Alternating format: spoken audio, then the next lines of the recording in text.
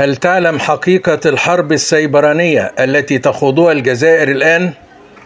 هل تعلم كم تهديد تتعرض له الجزائر سنويا في هذه الحرب الخفية التي اندلعت في صمت وبدون جيوش تقليدية؟ والسؤال الأهم، هل تمتلك الجزائر القدرات لمواجهة هذه الحرب الخبيثة وما ينتج عنها من تداعيات تخريبية؟ وما هي حقيقة درع الجزائر الرقمي؟